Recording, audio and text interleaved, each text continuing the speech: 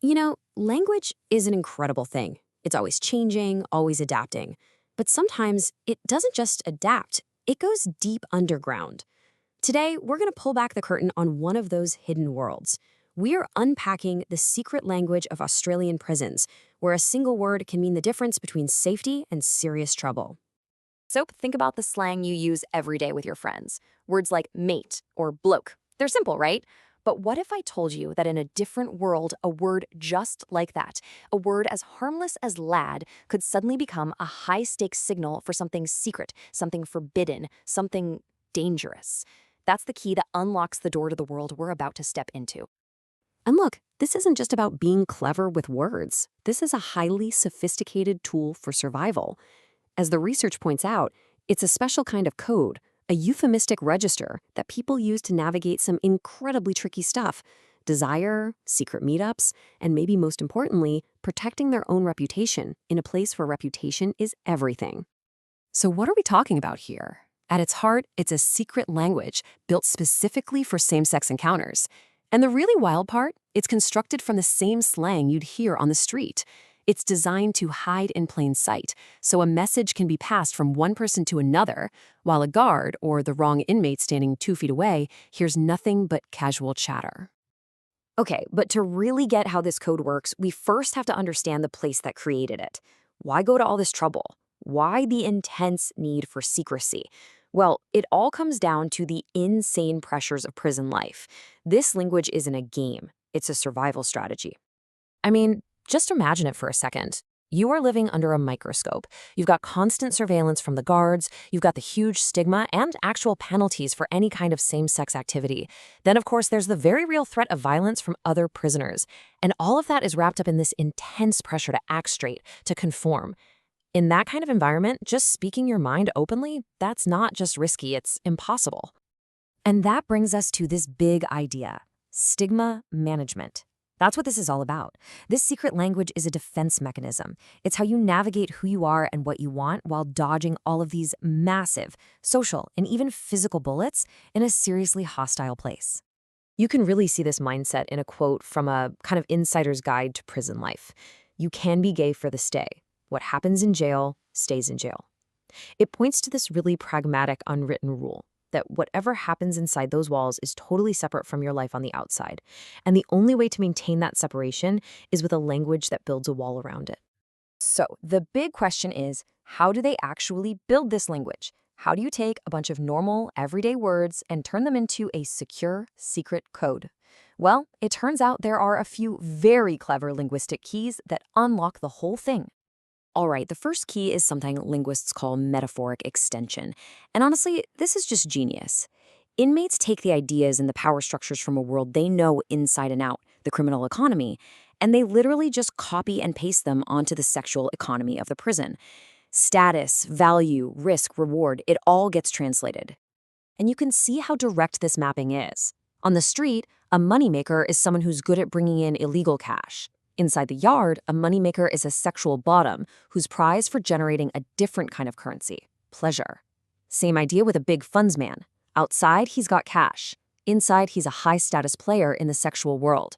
It's a perfect one-to-one parallel of power. The next tool they use is called semantic reversal, and this one's all about power. You take a word, usually a really nasty insult, and you completely flip it on its head.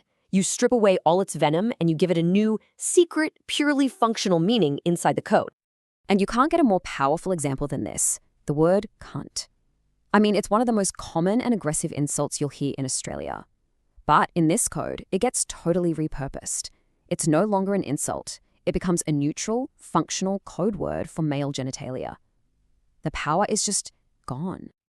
The third tool is elliptical euphemism. It sounds complicated, but the idea is simple. When you're being watched 24/7, you need to be fast and you need to be subtle. You don't have time to spell things out. So you shorten words. You chop them down to just 1 or 2 syllables, so a message can be passed in a split second without anyone noticing. And get this, a single tiny word like bar, I mean, it could just be a random sound someone makes, right? But here, it's the clipped, shortened form of bareback. In just 1 syllable, a super high-risk activity can be suggested and understood and it just flies completely under the radar of anybody who isn't in on the secret. It's incredible. Now let's go back to that word we started with, lad. Out on the streets, you hear it all the time. In this documentary clip from Sydney, it's just, "How you doing, lad? How are you?" It's casual, it's friendly, it's exactly what you'd think. And this is where you see the absolute power of context. On the street, a lad is just your mate, your buddy, end of story. But you take that exact same word and you put it inside the prison yard and it completely transforms. Now it's a very specific term for a desirable guy who is available for sex. The whole meaning depends on nothing more than where you're standing when you say it. So now that we've got the mechanics down, let's do a quick run through of a few more of these code words. This is just a taste, but it'll show you just how deep this secret language goes. Take hood logic. On the outside, that's just the unwritten rules of the street, right? But inside, it gets a very specific job. It becomes the instruction manual for arranging a secret hookup, when to do it, where to do it, what signals to use. It's an entire operations plan, hidden in a simple phrase. Or how about telling a yarn? We all know that means to tell a story, but in prison, telling a yarn can be a way to share the explicit details of a sexual encounter. By pretending it's just a story, just a bit of folklore, you can talk about forbidden subjects right out in the open, at least to those who know the code. This one is my favorite. Inmates have apparently taken an official title given to them by a parole board, neighborhood stuntman, and they've completely flipped it. They've taken this bureaucratic label and turned it into a badge of honor for someone who's a master at organizing these elaborate secret sexual hookups. The nerve! Now this one is probably the most shocking. They've taken the acronym AIDS, a word that carries so much fear and stigma, and through a kind of really dark insider humor, they've subverted it.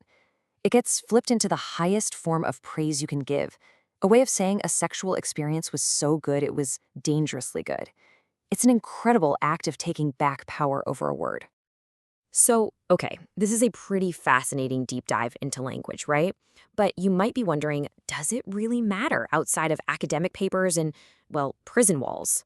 And the answer is a resounding yes. Understanding this stuff has huge implications for the real world. And here's why it's so important. For people in public health, if you know this language, you can design HIV prevention programs that actually connect with these hidden groups. For prison staff, knowing the code could be the key to spotting coercion or exploitation. For lawyers and linguists, it's a window into how people communicate under extreme pressure. This isn't just trivia, it's vital information. Which really just leaves us with one final thought. We've just cracked open one secret language, born out of a very specific, very intense environment. But it makes you wonder, doesn't it? What other codes are out there buzzing just below the surface of our everyday lives? What other secret languages are hiding in plain sight?